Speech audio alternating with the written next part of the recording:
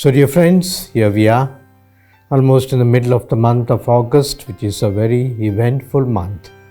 We have just celebrated the feast of Our Lady of Assumption and also the Independence Day of our country.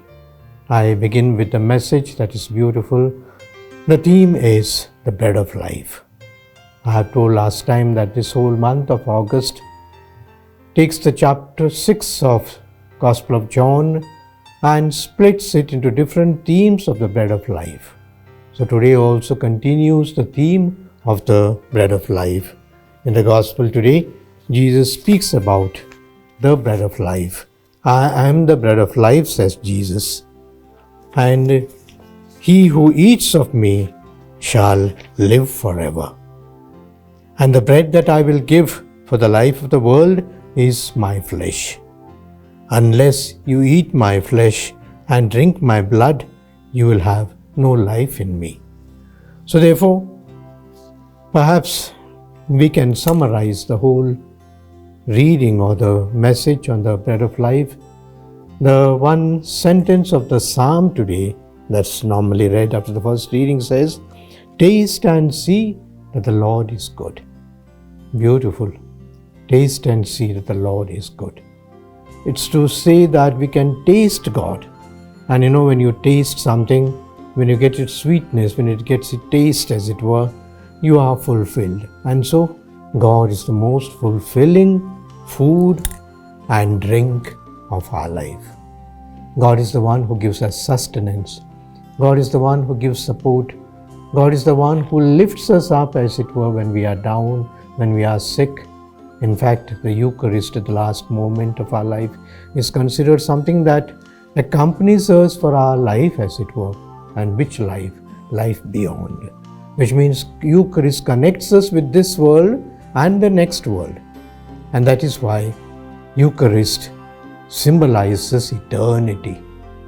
The bread that we eat, the food that we eat is a temporary food for us.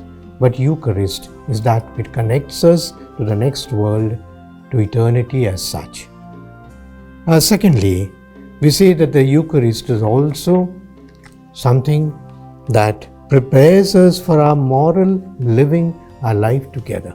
In fact, there is a choice in front of us.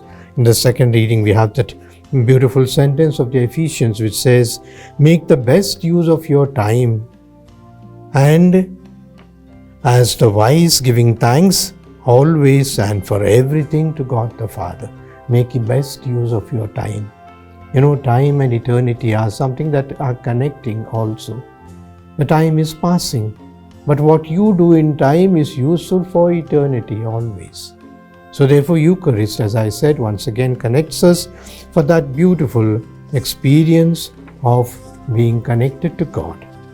And thirdly, we say that Eucharist is also the bread that is broken. In this week we have the beautiful, perhaps what we call the celebrations of the Episcopal ordinations, and once again the priesthood, what we call the fullness of priesthood that we have in the bishop's ordination as such. It speaks about breaking of bread. And when we say the breaking of bread, Jesus refers it to his own body. He breaks and gives to his disciples. And that is what happens in every Eucharist. It is broken and given to us so that we also break ourselves and give as sustenance to the others.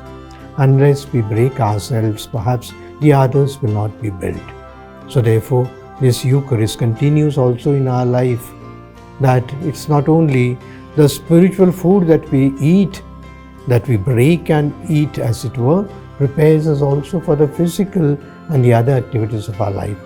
Unless a mother breaks herself, she can't satisfy a husband and children. Unless the husband breaks himself, perhaps he works hard and harder so that the children can study and benefit.